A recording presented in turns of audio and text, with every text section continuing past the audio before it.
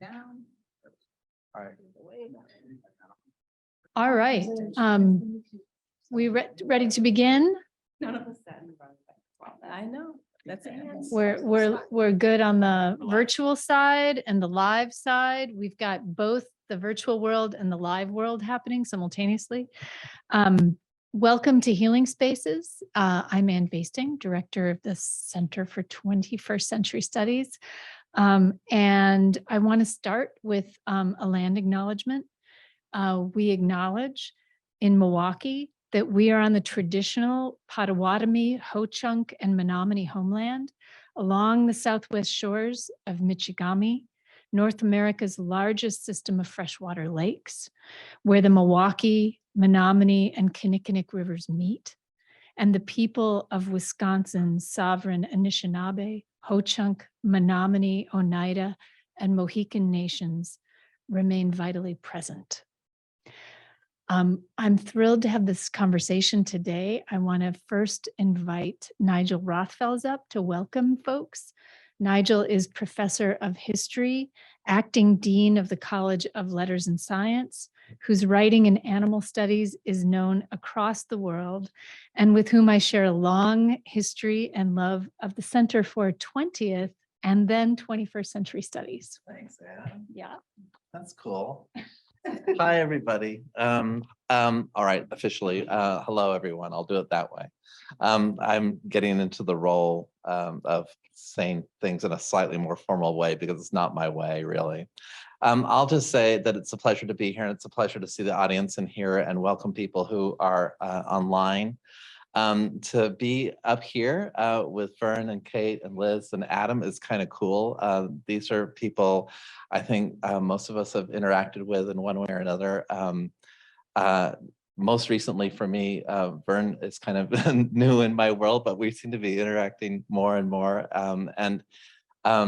When I walked over here this afternoon, amidst the sort of all the noise of the vice president being sort of on campus today and all that was going on, you walk across campus and you see the students and there's still joy in their faces. I worry. I think we all worry about this class and what they're going to look like in a couple of months when the weight really begins to hit and the weather shifts and grades and things become a little bit heavy for them. But there's still this kind of lightness on campus that's lovely. And so I want to say, I think it's a really timely discussion. If there's ever been a time in this community that has talked for so many years about being more welcoming and more inclusive and more generous, if there's ever been a time that conversation has to become more exigent and more focused, and in the context of healing, it is now. So I'm thanking you for having it because this university needs it. And so I want to thank the guests and thank the visitors for being here. That's it.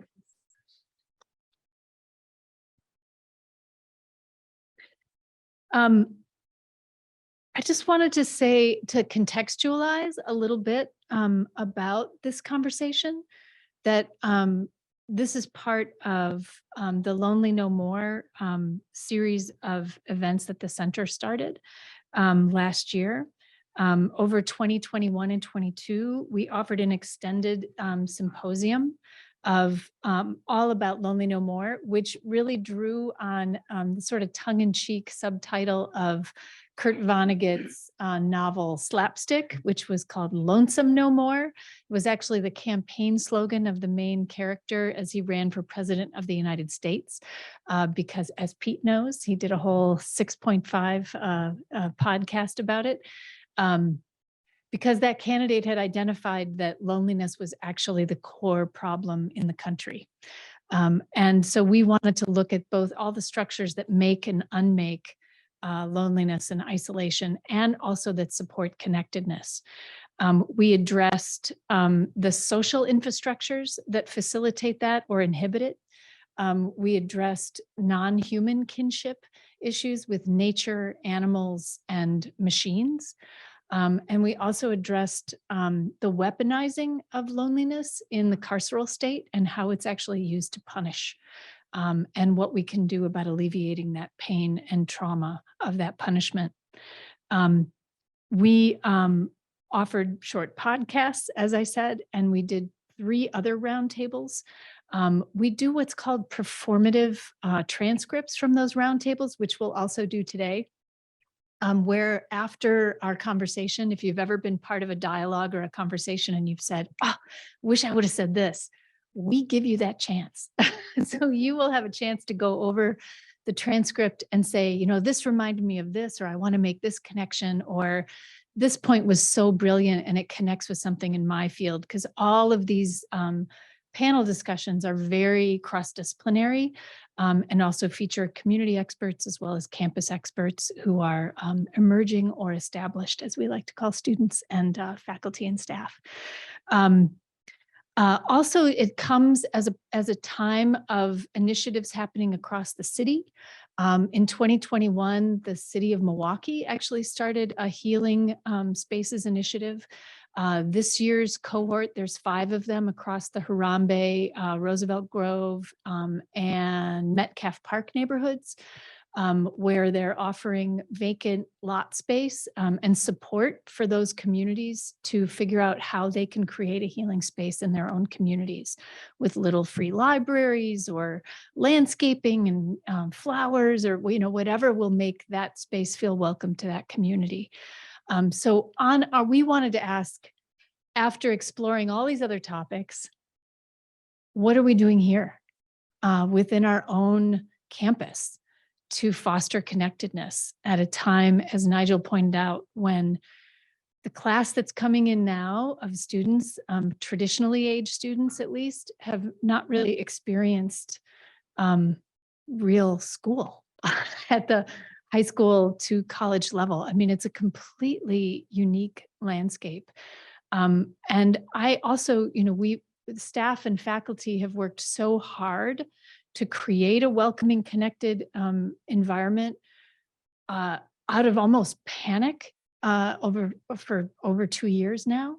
And that drain on faculty and staff is enormous as well, who are all disconnected from their fields and each other, not just in traditional siloing that we do on this campus, but also I think just in general. It's really been quite challenging on all levels. So I'm thrilled to bring our panelists together today to talk about what this campus is doing and can do, and sort of do what we love to do at C21, which is opening up dreaming space to really imagine. We can probably talk about obstacles all day long, and we will. That's part of the questions, but because we want to be real, but we also want to try to envision our way beyond them. I'm really humbled, actually, to be in the company of these good, amazing colleagues and folks. Mishiikenh Altiman, elder in residence at the Electa Quinney Institute. Liz Drame, professor of education, special assistant to the vice chancellor of the Division of Diversity, Equity, and Inclusion. Adam Jussel, dean of students here at UWM, and Kate Nelson, director of sustainability at UWM since its inception in 2008. So I like to actually do kind of informal, that's a super brief intro. We have like 2 minutes for everyone to kind of introduce themselves, and then we'll actually go to questions. I have just a couple of questions for them to talk openly on the panel.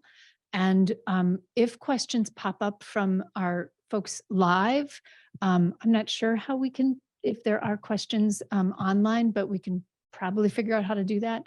But incorporate them. We'll have specific amount of time at the end for questions in the audience, but also just let me know as we go along if you want clarification of anything. So now's when I come back over there. And Adam, do you just want to start with, I'll bring over the mic to you, and you can just give a little 2-minute-er.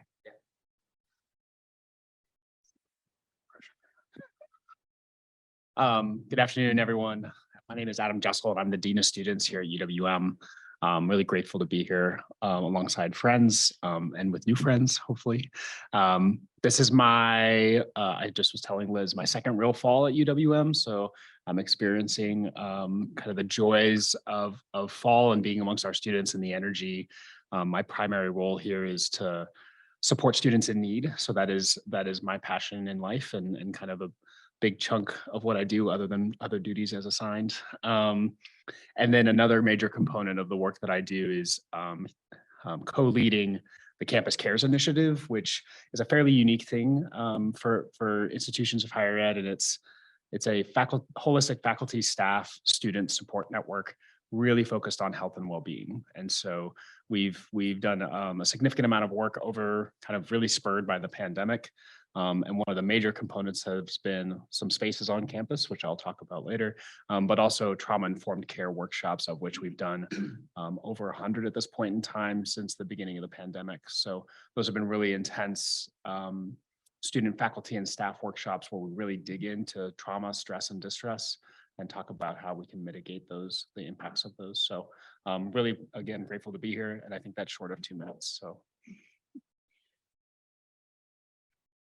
Hello, everyone. Liz Drame. I think I have to always count back, but I think this is my 17th or 18th year here at UWM, longest place I've ever stayed, but it's because I enjoy it. I think my primary role really is being a mother. I am a mother of 2 now adult children, a 22-year-old young man and an 18-year-old young daughter. And just that is the biggest and hardest job that I'll ever love. So I always kind of start with that when I introduce myself. I am a special educator. I work with preparing special education teachers in the School of Education. And I'm doing some really collaborative and people-centered work through the Division of Diversity, Equity, and Inclusion, working with Dr. Vang and other cool folks. You want to go ahead? Greetings. I tell stories through pictures, and I truly believe that the world is made up of stories, not atoms. And so I went a little too far. But this is really how I fit into all of this, because there's so many wonderful people who work directly one-on-one with students. I was working with a team to reduce energy by 40% across campus in the early part of my career. We have now saved $33 million to date on our energy conservation, and we're in the top 15 of the country. Nobody cares. I mean, no.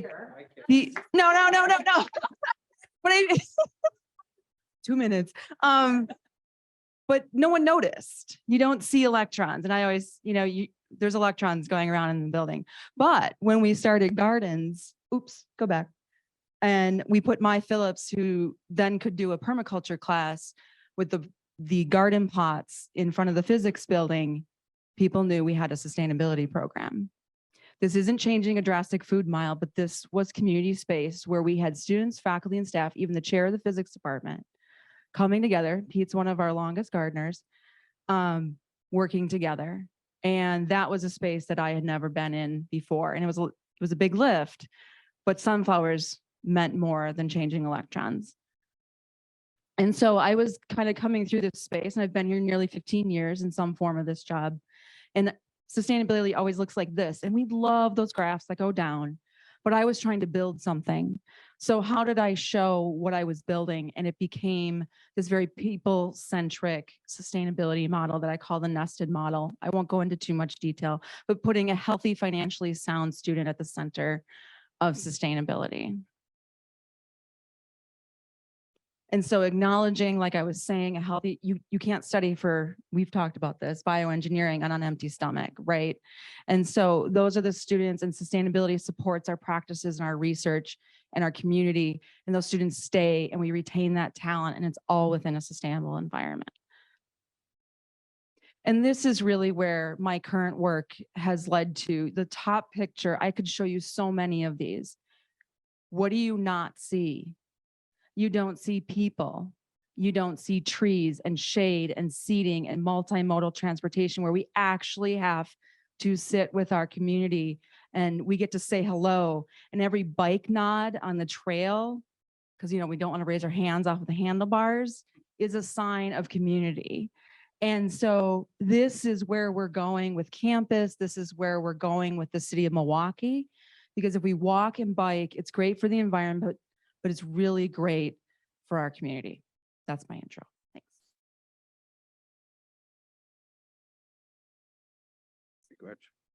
Aho.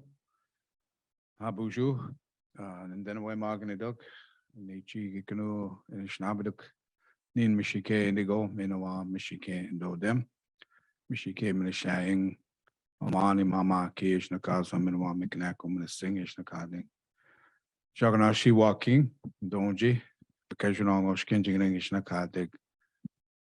Da nishna bemoen minawa. Jaganashi moen. So my name is Vern Altiman in English, and my original name is Mishiikenh. I am also, well, that means turtle. So I am a turtle. That's why I was last getting here.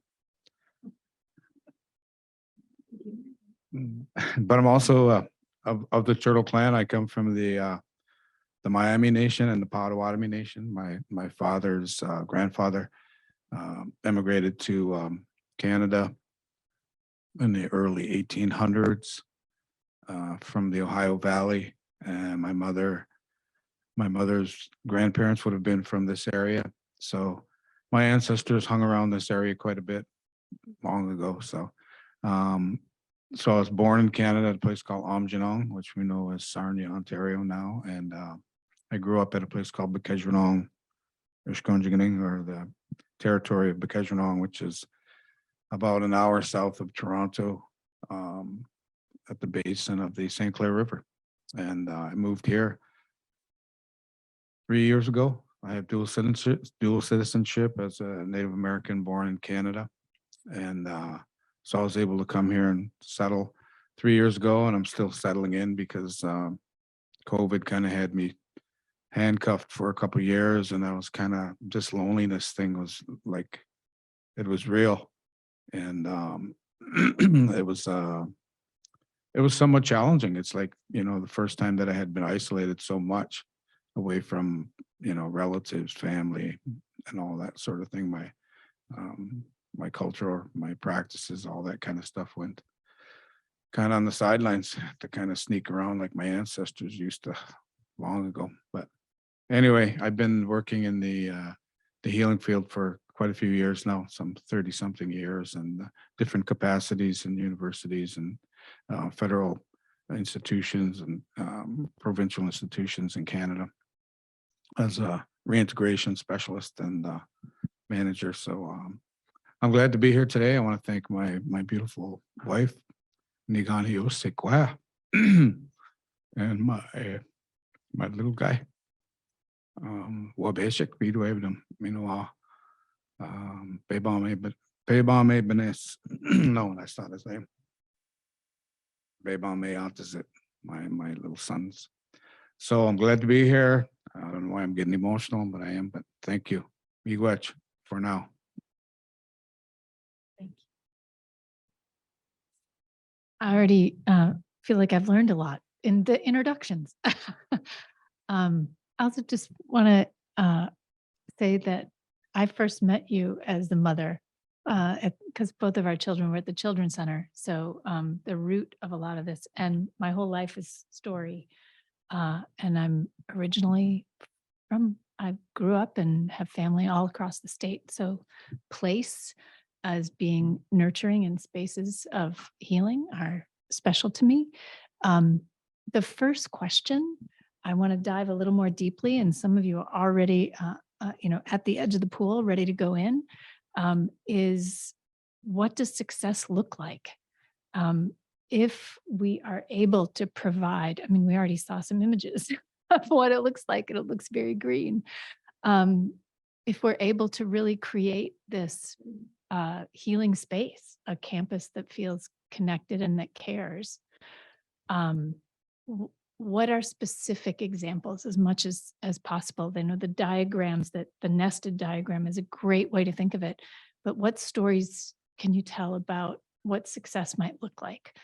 Anybody wanna, and this can go free form, like whoever wants to start. This thing come off. Yeah. Yeah. Yeah. Our workout in. So a couple, one of your questions there was maybe some stories of success. Sorry, is that close enough? So when we, early on in the pandemic, we started exploring this idea of meditation spaces on campus. And the campus, and we're in a building that's an example of having very hard edges and not being soft and open to students. We found an unlikely partner in the UWM library, and space is a premium on this campus. People are always fighting for classrooms and for offices, and especially with the construction. And the library offered us a room, and it's a really cool room. It's up on the second floor, and it's the old, I believe it's the old, where the old card catalog system was stored. And they didn't use it. It was for storage, and they had stuff kind of stored away. And we worked with them and really a group of volunteers to kind of clean that space out, get some soft lighting in there, and market it to students, faculty, and staff as just a place for respite. And that has been wildly successful over the last 2 years. And it's something small. It's just a space for people to come into and just rest. There's no programming in it, and there's no formal, we're not doing any assessment around it. It's just a space. And that struck me because of the unlikely partnership and the people that came together to make that happen. And the next iteration of that always makes me wonder what else is out there, what are the spaces we're not using on campus? Who are the partners we can pull in to really build a community that's kind of scanning for this stuff, and thinking, how do we use this for the best benefit for students? So you mentioned kind of what are the success stories there. I keep thinking that's an excellent success story from an unlikely campus partner. So hope that helps. When you say it was wildly successful, Ooh. what do you mean? I guess I'm setting myself as a low bar that people used it. I guess we were surprised that people found it and used it. I mean, it's so we're shooting for, C. Yeah. It's a great question, because we had all these conversations about, should we set up swipe cards? Should we do all this very formal? And what we concluded after talking with students is just let it open. There's a handwritten sign in, like you're in an Airbnb or something like that, or a hotel or an old hotel. And the list was long after the first month, and it surprised us because I think we expected, we'll get one here and there. And really, credit to people kind of stopping us from formalizing the thing, because we really wanted to do that. And really listening to the constituents that would potentially use that. And they were all saying, just give us the space, let us use it for the way that makes it safe for us, rather than over formalizing it. So I guess, again, probably a little low bar, because I was just hoping, gosh, I hope one person uses it. And it remains to be used. And I don't know what it is now that it's fall and more people are back. But yeah, that's what success looked like to us, I guess. Yeah.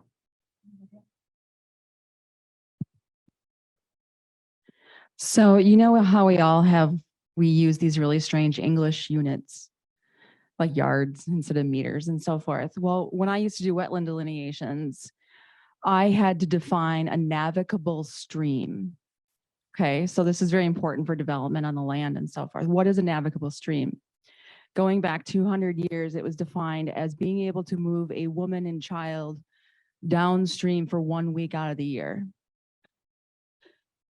That is a navigable stream by definition, by the DNR and so forth. So it's always kind of stuck with me. And so my definition, I love this question, by the way. I use this a lot, and I love that you said it first too. The success, there's two things I've been adding on to this as we move through the projects. Success is every parent, especially mothers, being able to take their child on a bike ride down the street. That's success in every neighborhood in Milwaukee. We all live around the area, so the streets of UWM matter, but the entire city matters to me and how people get to UWM.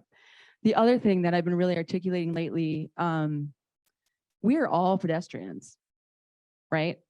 It's a leveling field. We're all pedestrians, especially around this campus. I want you to be able to pull over as a pedestrian on this campus and have a place to sit, to have that conversation when you run into a colleague or a student who has a question.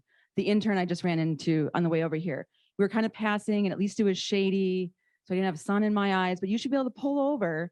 We should have pocket parks and seating and gathering spaces so naturally that everyone feels comfortable and safe to pull over and talk to somebody on our campus.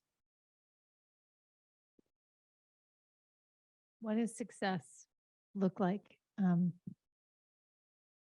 you have stories of it so far? Yeah.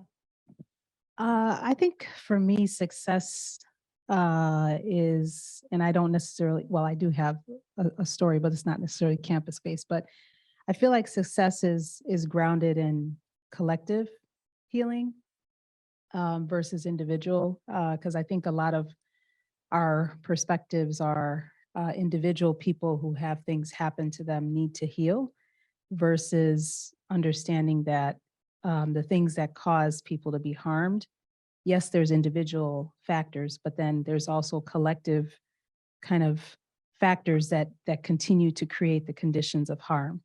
So for me, success looks like collective healing. And it also looks very different for different groups and communities and individuals as well. So I can't necessarily know what healing would look like for Adam, for Kate, for Anne, for Vern. I know I sometimes might even not know what it looks like for me, right, from time to time. But I do know that also collective healing is one piece, but it's also that people have the space to be able to dream. And I love how you talked about the center really kind of focusing on imagination and creativity and dreaming, that we have the space to dream the reality that we see for ourselves that goes beyond whatever it is that other people or society imposes on us. And so for me, you know, I took part in a weekend-long stress protest. It was called a stress protest. And it was over 600 Black women coming together in a lot of different ways to collectively heal together. And we all did that in different ways, but we came together at different points, the whole 600 plus of us. And so individually and collectively, small groups, it was this very fluid, dynamic weekend process. And I think the biggest thing I came away from that experience was that we all are coming with different things that we're healing from, but that even though our experiences were different, the ability to be in a community of folks that could relate, where you could feel, you could actually be as you are. You didn't have to perform healing in a particular way because someone says you're supposed to heal in a particular way. You could be as you are. And whatever experience you needed to engage in to support your individual healing, it was available in that collective space. So I think also for me, success from a healing standpoint is also culturally grounded and oftentimes can be identity focused as well too. I just want to go a little more deeply too.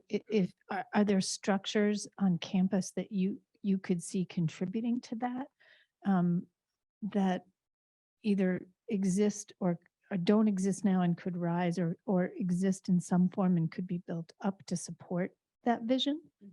Does that? Yeah, I think we have seeds all across campus, honestly. Like I think the space that you described, Adam, I actually was trying to go to it myself. And I crossed the way, wrong Scribers. Yeah. So I'm still going to put that on my list because I'm very curious, you know. But I think that can be a space, an organic space. I think if I'm focusing on, you know, identity focused healing spaces, I think the multicultural student spaces can be that. I don't know where staff and faculty who have identity, who want to engage in identity based, you know, connected healing experiences where we would go. But I think there's a lot of possibilities, right? I was just in an office that was full of boxes.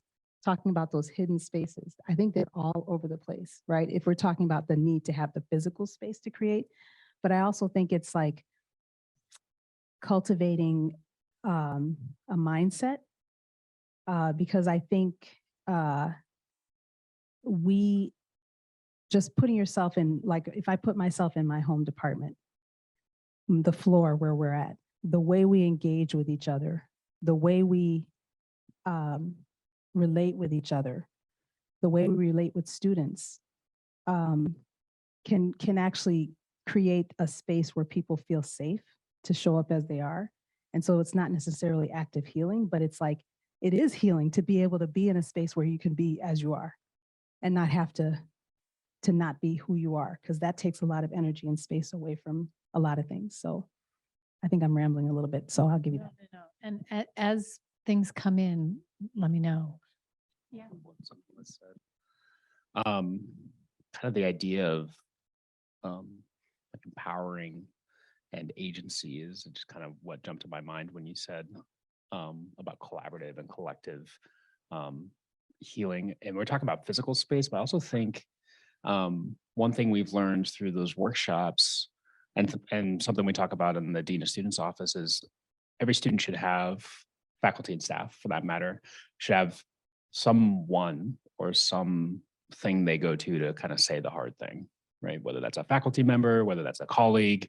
And that's really the first, we've noticed that in those workshops is the first step is to kind of name it, like name the collective experience that we're having. We found that very powerful in the pandemic was we just started putting some words around, you might be feeling X, and then all of a sudden people engaged in a way that we didn't expect. And it always struck me that, oh, there's some wounds here that we're pulling threads on.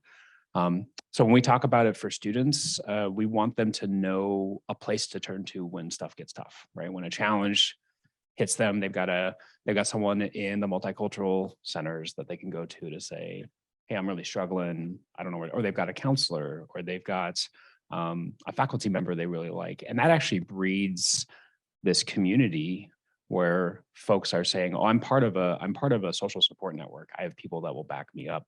And so it's kind of meta, but it's not a physical place, but it's having the resources and people available on campus and the mindset that I have a safe place for myself that I can go to when I need help and support. So he just made me think of something it was an experience that I had in a school. It was a high school, very large, over 2,000 students. And the faculty and staff did this dot matrix to say, for every student in the school, was there at least one adult who was their person and who was left off? And when they did that, they realized there was like close to maybe 500 students who didn't have a connection to at least one adult.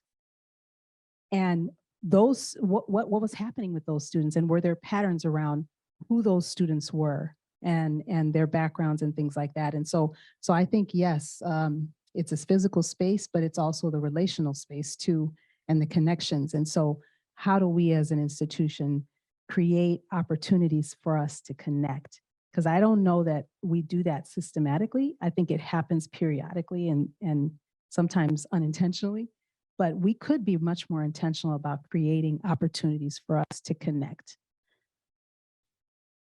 That should work too, yeah. Thank you. Hello again, Mishiikenh to go. I'm still the turtle, but anyway, like success to me simply is Nibwakawin, or in our language, or translated from our language, is basically respect, the capacity to be able to see from various angles, to be able to respect one another's space and practices and visions and ways of moving forward. I've only been on campus for 9 months or so, but like I said, I worked in other institutions, quite a few of them. And when I arrived here, there was questions I've had with regards to Indigenous capacity here. And I was told about the fire circle. It had been an ongoing negotiation for some years. I think I was told it took 7 years for this fire circle to come into fruition. So I am very honored to actually be a part of that today now, and understanding the fire has been a really critical center of our communities as Indigenous folks here in North America for, since time immemorial, or since eternity, since we can actually recall. And that goes for across the world. Fire was very important. Not only did you cook on it, but it kept you warm and gave you light. It had all these. So today, the metaphor of the fire just kind of tells you that it's a signal, it's a beacon of prosperity, a beacon of hope. It has all these connotations to it that have been utilized throughout history, and I think it's really an important place for all people to come and feel the warmth of the fire, basically, in a small metaphorical way. So I think respect is a huge thing, and we can all talk about it and say we're very respectful, but really deep down in your heart, do we understand what Niwakawin or what respect is? And I think success is really having that capacity to have respect for one another. And miigwech.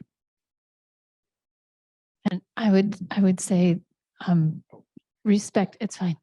Respect in words and also in behavior and action, that it's reflected through that as well. Were you going to say something? Oh, I was going to just say in the connectivity and the relationships component of it, I'm struck by my very first teaching job, University of Wisconsin-Oshkosh.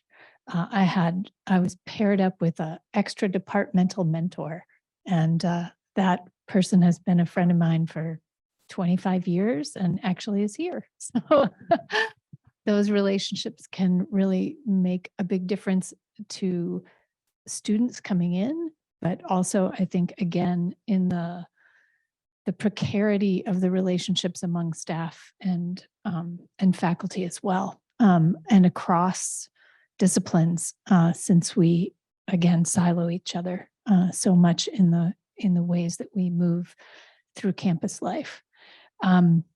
Anything else on successes that you might have seen that inspire you in other places?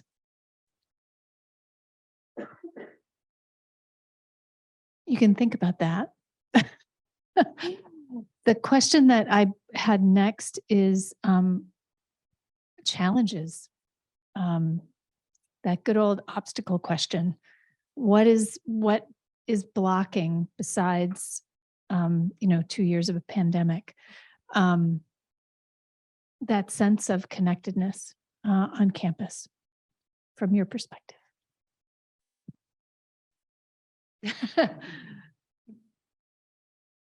Everybody? Can you repeat? Yeah, obstacles. What blocks a sense of meaningful connection and a sense of this sense of creating a space that's healing? Are there obstacles that you see? I'll start off on an easy note because I think we can go so much deeper, and I'm just looking at your faces like, let's go there.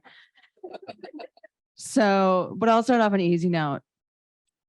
We are a car-centric, individualistic, look at our phone as we walk down the street culture. It's not good for us and it's not good for the environment.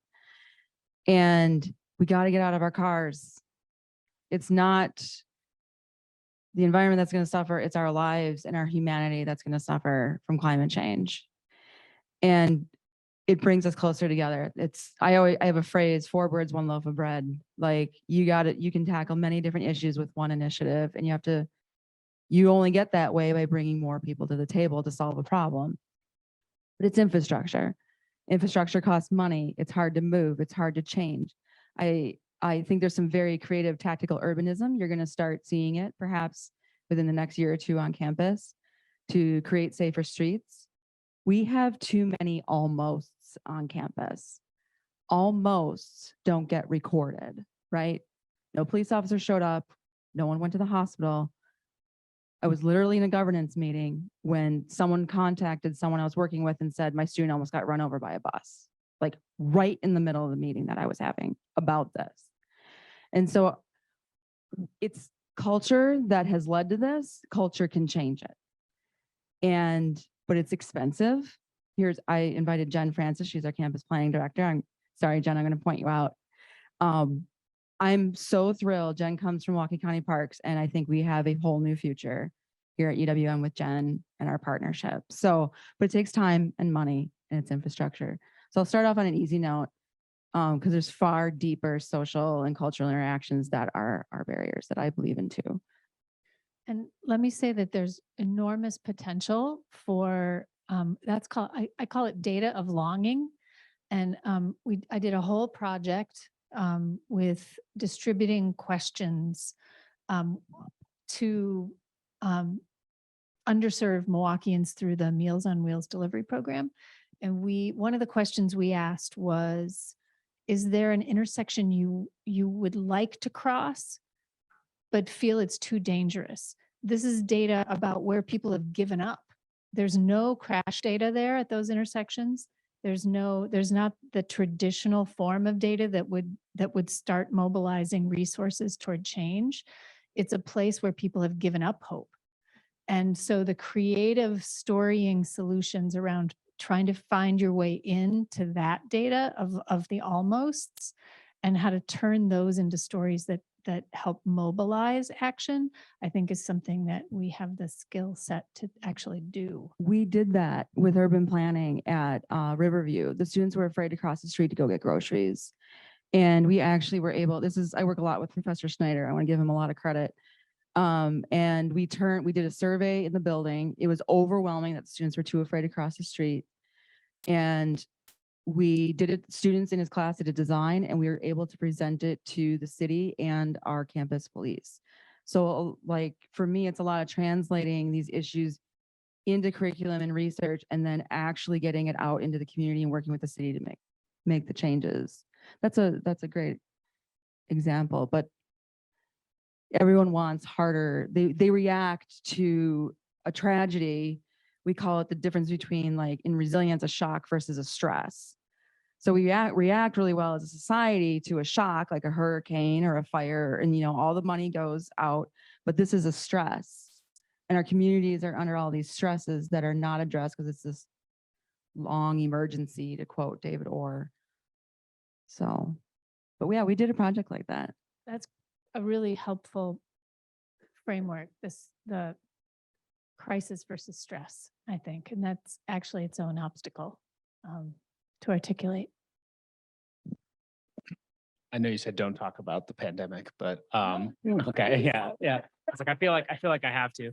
But something Kate mentions is there's kind of this, there's a type 1 trauma, type A trauma, which is like an acute single incident thing happens. Someone is traumatized by it. And then there's type 2, which is consistent, small, death by 1,000 paper cuts that eventually change the pathways in our brain that disallow us to feel a sense of safety. And we have seen over time that students, faculty, and staff on our campus in particular are facing more and more trauma symptoms and post-traumatic stress disorder as associated with the pandemic.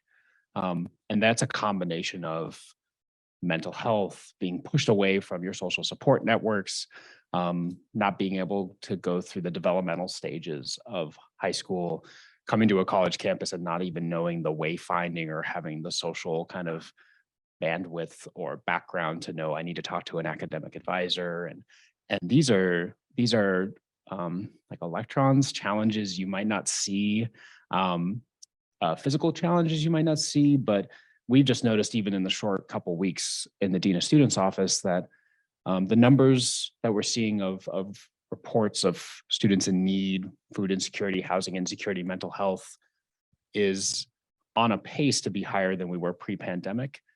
But what is of interest is that the issues are way more significant than they've ever been. So not to minimize what students experienced pre-pandemic, but most of it was we've got the tools to manage this. We've got the resources. Now we're seeing there's kind of a shift of the curve to being like, oh, these are more complex. There's more needs involved with this. It's not just, oh, get the student connected to the food pantry. It's get them connected to the food pantry, try to find some temporary housing, get them over to counseling. And it's anecdotal, but it's stuck with me that while the pandemic, while a lot of us, including the campus, it's like, we're past pandemic but the impacts will remain for decades, if not generations, especially on college age students and high school students. So that's as far as obstacle goes, it kind of feels like demand will outpace supply in some of the things that we have. And we need to get out in front of that 3, 4, 5 years down the road, rather than trying to react in real time. So it's one of the 5 things, 10 things that keeps me up at night. So. Well, I think that's a big question, the obstacles question, and there's so many. So I'm struggling to focus, honestly, but I think one obstacle is and I feel like it's 2-pronged. So one obstacle is just the lack of will or capacity to act. And the tendency to talk things to death. And if we talk some more, something will happen, but nothing happens because we're just talking. Whereas there's some really critical things that we could do that we have talked about being a potential solution or a potential next step to move things forward in a positive, productive way, but we keep talking. And then the action needed never happens, and then people get to the point of giving up, right? They stop trying, they stop pushing, and then people just stop talking about it because there's no impetus to talk, to keep talking about it, right? So we stop here, and we could move here, but we don't have that will, and maybe we don't have the innovations or the ideas because we're talking to ourselves. We're talking to the same people about the same thing over and over again, not bringing other people to the table to shift the perspectives. Kate and I were just having this conversation right before we talked, that adding people to the table can actually shift the possibilities in really productive ways of what we could do to actually make things better for folks. And so I think when we look at our campus leadership, our diversity of thought is really limited because we have people who have very similar life experiences kind of talking to each other. Intentions and hearts are in the right places, but eventually, you're just looking at yourself in the mirror. And so I think when I think about that, I also want to look at the roots of that. And I think partially the roots are grounded in fear, right? Because if we're going to try to make things better, it's going to require us to do things differently. That's a really scary thought. It's going to require us to try something. That's a really scary thought, because trying something might mean we make a mistake and we have to deal with, oh, snap. See, I'm monitored my language.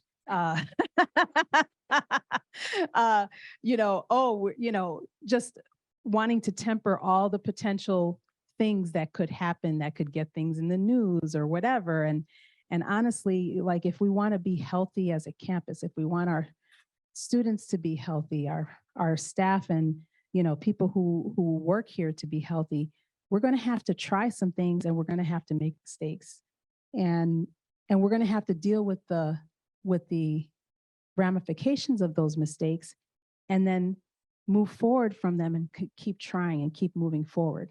Because I think ultimately, if our community knows that we're trying and they see us trying, there's forgiveness there when you make mistakes as well too. So I think about this moment draw on the pandemic, when in the beginning of the pandemic, the pace of change was shocking. A friend of mine works in a huge bank in Pittsburgh, and she said the first response was no one's going to work remotely. And then in 2 days, the entire company was working remotely. It was like just this incredible pace of change. And another acquaintance of mine works in foster care. And she said, I've been trying to get these kids out of, these group foster care programs for 3 decades or like 30 years. And she said 24 hours, they were all gone. It's like, it was shocking. And that is what I think in the beginning of the pandemic, we were all kind of like, oh my God, change is possible. Change. Look at what can happen. That's going to scab over really quickly.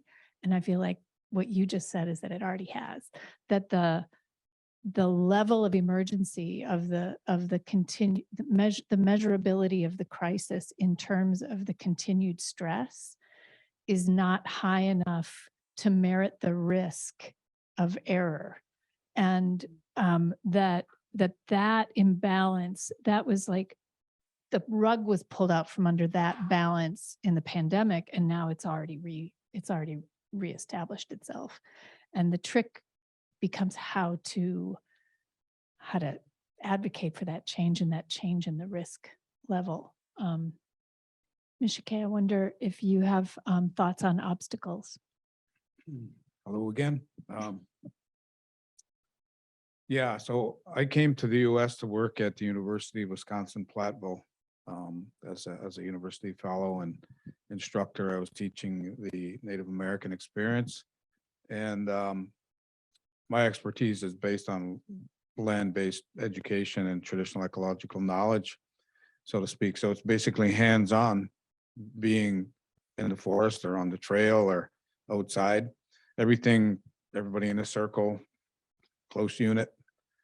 And then the pandemic hit, and I didn't know what to do. I was like just shocked, and I said, how am I going to do this? Like, how is this guy going to experience this when you got to do this like with your hands? So I was floored. I didn't know what to do. And they said, yes, just like she said, we got to go remotely. And I, well, how am I going to do that? Like, how do you do a circle, and a smudge with people? Somebody's like 50 miles over there, and it's like, so it was really challenging, but innovation did prevail, and we did the same thing. So we had the camera, here you go. It was a little detached, but we still did what we had to do. And then there was lesson plans that were shot out where everybody could do them in an individual capacity. So the pandemic was like, to me, it was like impossible to do the work that I do. But on the other hand, strategies were put in place to make things happen, despite the fact, we talk about fears and all these other things to try something, and just having the capacity and having support is important. Even if you have one person of support is important. And so when it comes to obstacles, there's many, and fear is one of the biggest ones, and bureaucracy is another. It was really hard for me to understand the negotiations we required to have a fire. And when I was at Platteville, we introduced this sugar bush. So we went on the Platteville Mound, and one side of the mound is one environment, and this other side is a different environment with all the sun, and on the other side where the sugar bush was dark and musty and cold and snowy and all them other beautiful things. But that in itself just kind of shows you there's a line where you can cross over to actually do what you need to do. And so there was a lot of concern about the fire again. How are we going to do this with all these laws in place? And my colleague, Dr. Evan Larson, suggested we just utilize the Native American Religious Freedoms Act and, having a spiritual fire, it's a spiritual ceremony. So I guess when it comes to these obstacles, fundamentally speaking, in an institution, I don't know how much spirituality is encountered within a institutional process. But when I was doing my course, I introduced a holistic capacity for students to move forward. So I used a rubric I gave them this rubric and said, this is what you're going to do. And so there was a spiritual inclination in there, and they didn't understand that. So I had to explain a little bit how we can do this in a written capacity as well as hands-on. So that worked, and students were pretty happy. They were so used to being detached from one another. When they go to a class, they all just file in, listen for an hour, and then run off. But they said, we love coming to your class because it's different. We all get to engage. We get to talk with one another. We get to, participate in doing the same thing. There's some traditional protocols that we go through that are taught, and there's very grounded land-based explanation to what's going on. To the outsider looking at it, it kind of looks really fundamental. What are they doing? But really, there's some really deep philosophical work that's going on there. That's not only intellectual, but it's healing and grounding. And so a lot of these students just went away with a whole different perspective on the world, and we're very grateful. And I received emails later on from students from different places in North America saying, wow, thank you for educating me in this capacity. And it's just something that's everybody should know, I guess.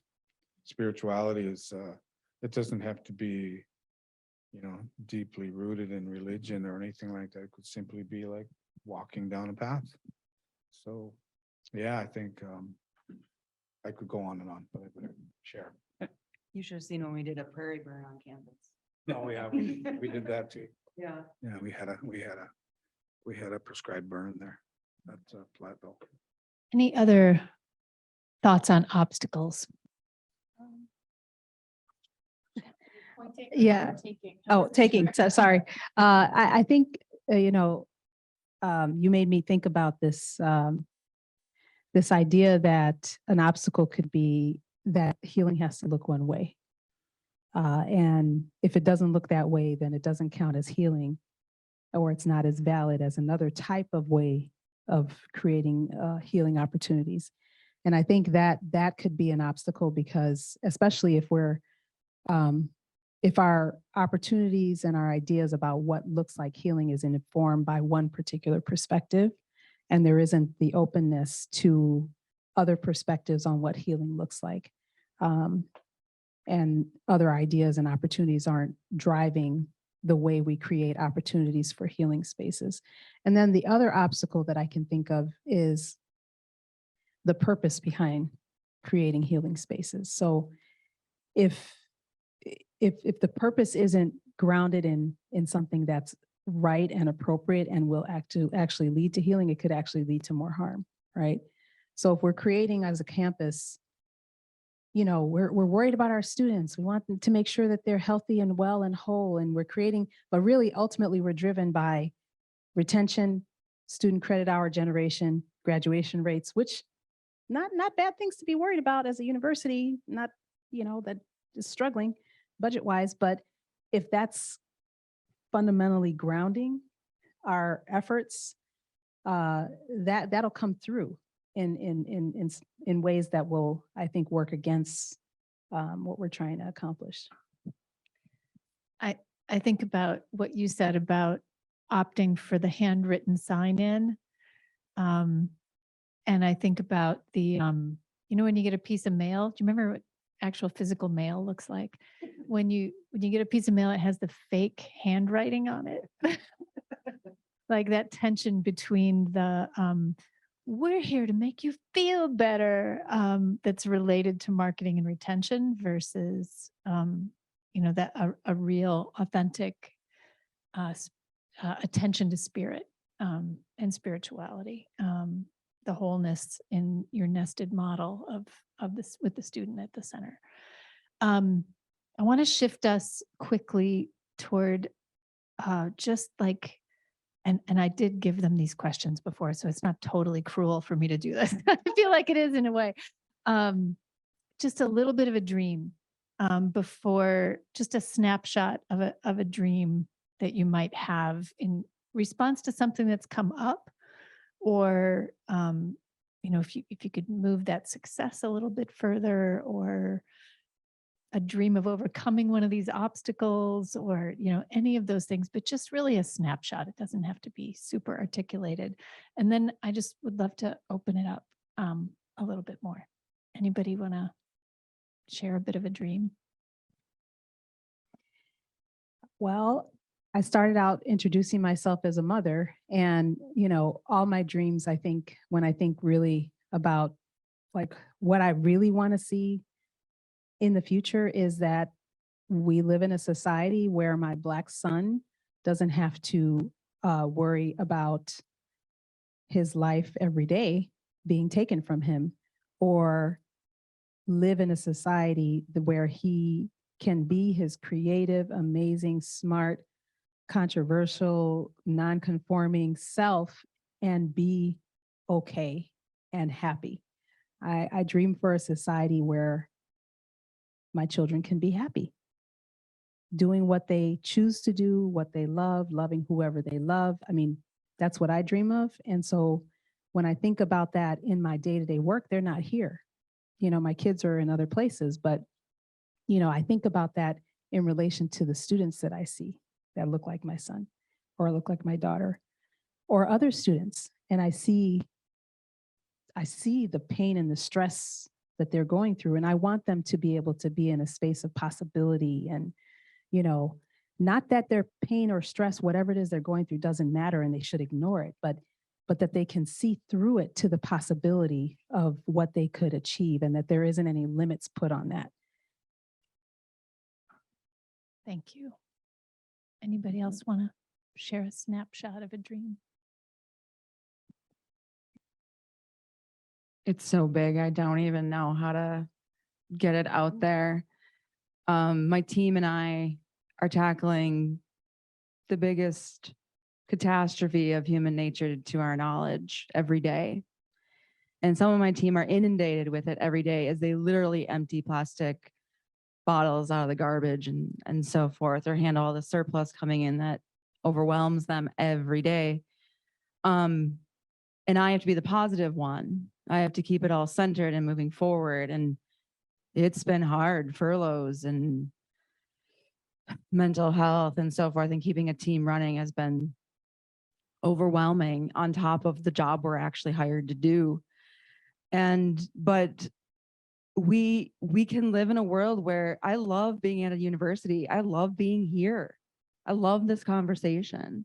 Like, I love that I get to do sustainability in a space where we can, let's move beyond talk, right? But where we can have these conversations and we can move it to action. And I think governance can do action. They approved our climate action plan all across the board. That was phenomenal. So I love doing this at a university. And I think that I just dream of getting out of our car. I dream of you wanting to get on the bus because it's the coolest place to be. You have a warm place to stand, like there's a heater around you as you stand and wait for it, and it comes every 10 minutes. I could go on and on.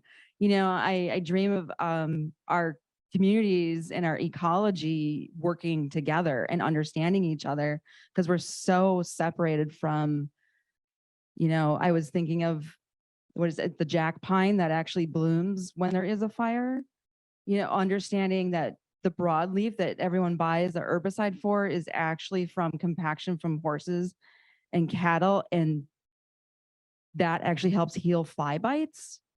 Like, there's so much connection in our world, and I want everyone to be a part of it and have access to it. Gosh, I could, this is why you shouldn't have given me the mic. I could just go on, but we have to work together to take on this challenge. and our individual cell phones and cars and silos here are not going to do it. Mishiikenh.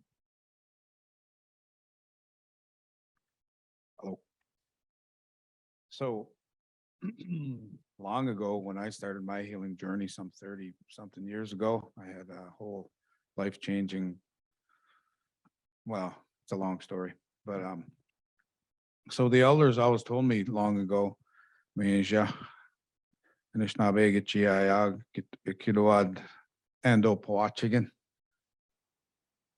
So they always said, seek your dream.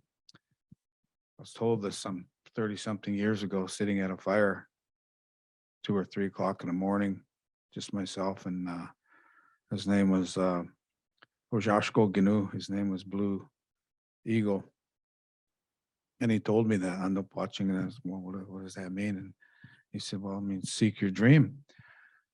So my dream would be that everybody actually has a dream, capacity to dream, and especially my little boys that are going to be in this world some 25, 30 years from now. And hopefully they have a dream and have a capacity to seek that dream, because running short on resources, we're running short on a lot of things. So hopefully it's still capable of that in some years to come.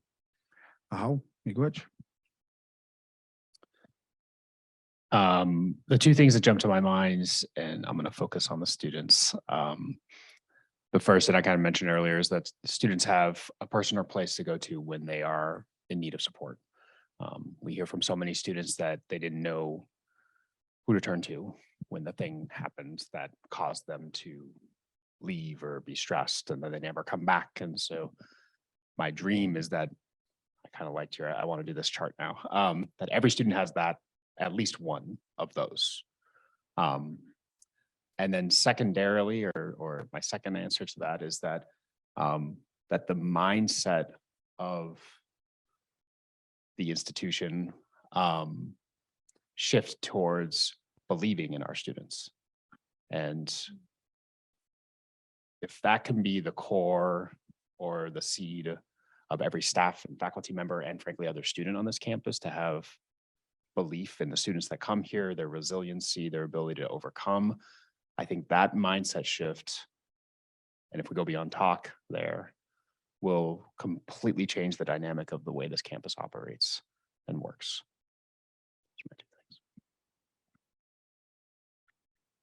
And I would kind of combine and hope that and dream that the bureaucracy and the structures of our curriculum are able to respond in a way that invite the students into those solutions, because everything you've actually articulated are the solutions that they care about, are the problems they care about and want to help solve in their lives. And we're facing them in a microcosm within the university, and yet our curriculum stays kind of rigid and wooden and doesn't respond to them and include them in the process of learning how to solve them themselves. So that's one thing I hope for.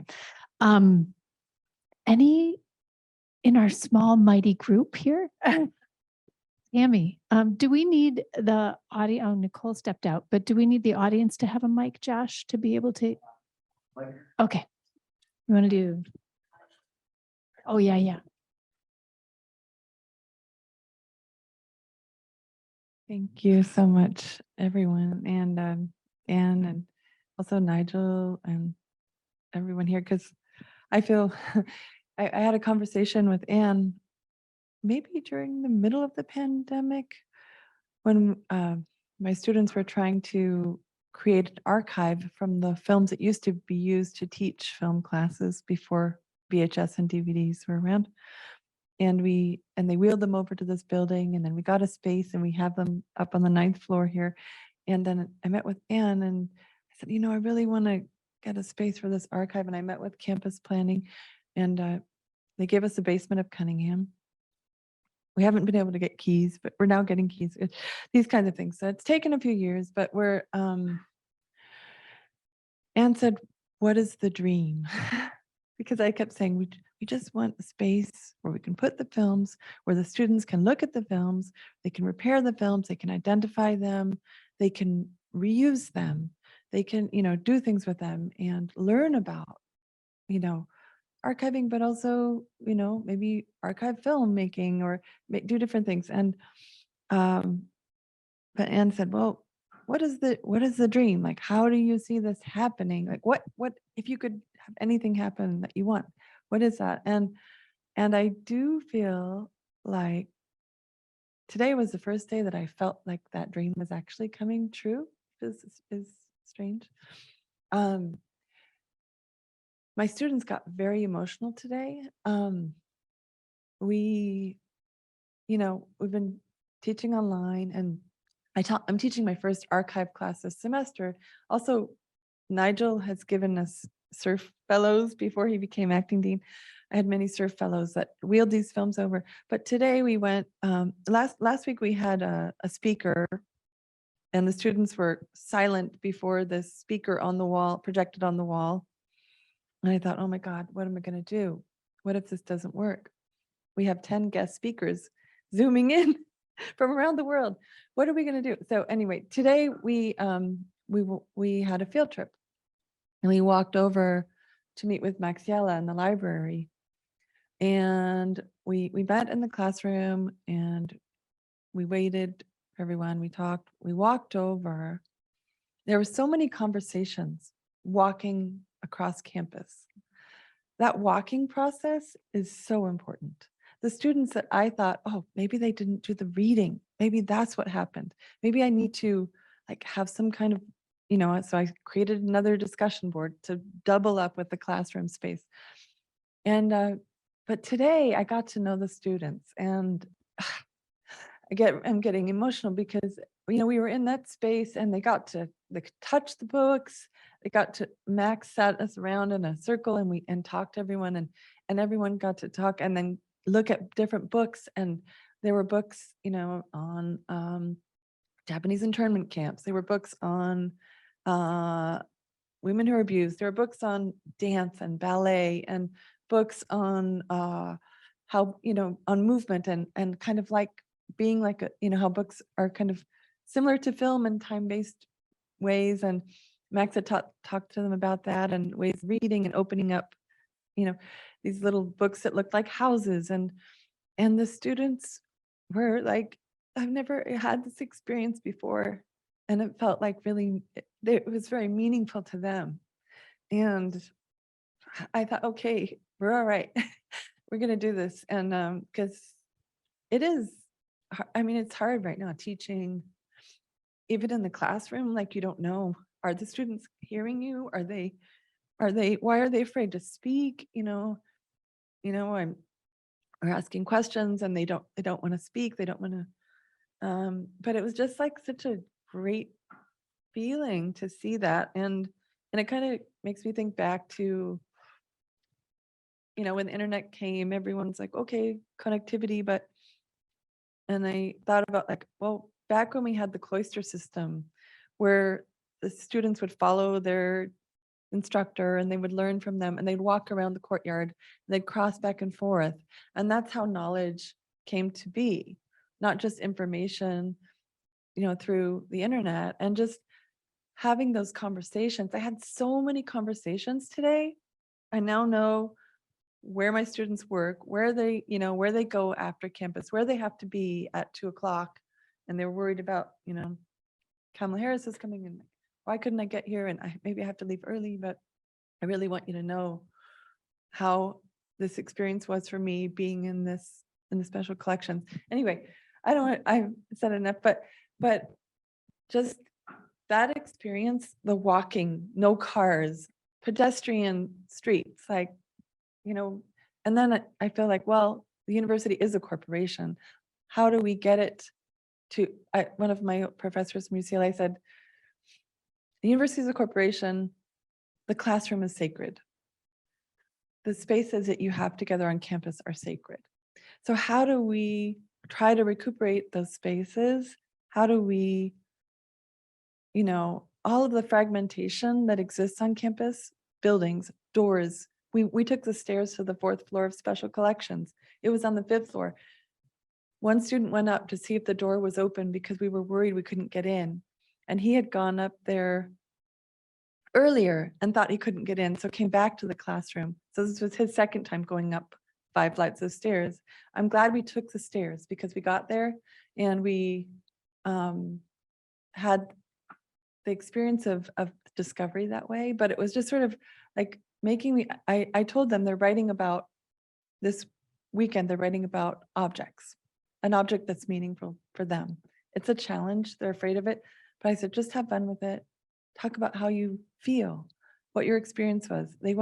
Some of them want to write about the books they found in the collection. So it's sort of, I just think that getting back to what you experience, right? Experience in every way, whether it's gardening, whether it's walking together, whether it's sitting around the fire circle, whether it's like touching books and learning how to touch books that are 500 years old and you have to be very careful with them, or those kinds of things, that experience rather than, yeah. Anyway, I'm sorry, I've been. No, I think what I hear in your stories are that is a level of fear that teaching has changed and has to change. And in some ways is going back to an very old form of teaching. But that whether or not the person who is the instructor feels they have the reserves to open themselves to this new, what's needed at this moment, is also a fear, or a fear of saying or doing the wrong thing, or that's there as well. I also heard in your story the real powerful benefit of connections. That's what I heard. Yeah. I mean, just thinking about a story, we do this during fall welcome, we do all these programs on campus, and it's really trying to connect really the new students to campus. And outside the residence halls, we've done, prior to the pandemic, we did it's like a camp out night. So they have fires out there, they do s'mores, they have tents and hammocks set up. And it was fairly popular pre-pandemic. But then we did one last fall, and I think 550 students showed up to the event. And most of them, interestingly, were sophomores, juniors, seniors. And I've had a couple conversations with the people that ran the event, just their observations. And the comment that sticks with me is they're just pining for community. They just want to be together. And if we can somehow continue and I don't want to lose kind of the leverage of the pandemic to continue to tap into that need, because then there's these stories that can come about where, yep. What happened? And you're just such an amazing story, but I keep thinking, what happened between the students? Like, you had this great moment with your students, and they probably had some moments between themselves, and now they have a friend or a person that they can connect with, that they know a thing about. And so it's a great story, and I'm sure all of us have hundreds of those we could share, right? And so I keep thinking, just there's an unmet need for community, and if we can just keep nudging that, letting that grow, just really powerful. Other questions from the audience? I just will continue to also say, at the center, the leadership team, Jen and Nicole, we've really landed on building a community of scholars to address the pressing issues of our time, as what we're trying to drive our physical spaces, our digital presence, our programming, everything that we do. And that same hunger for connection among the students is there among the faculty and the staff as well. And that we need structures to do that too. Jen. Represent very strong places, like physical places on campus, but also community. I always think about, we talk in our meetings every Tuesday about how do we create alliances, like unlikely alliances between people who might not otherwise talk to each other, but might have a similar question or might have a similar desire or fear. Much about breaking down the barrier to just get them to talk, to just make a welcoming space. I mean, Anne and I were up on the 9th floor like the summer before she became director, and we're like, wow, just physically like the colors were wrong. It was really simple, we had a specific dean who told us, oh, you could just paint it, you call it like a mural. It's just a one color mural. Like, don't go through the red tape. Don't tell me that. That is like, raw. But I really think about this, that, on all levels, whether it's students in classes, whether it's faculty co-teaching, it's so hard to co-teach, beyond colleges. And then I think about, we are trying to do this humanities alliance and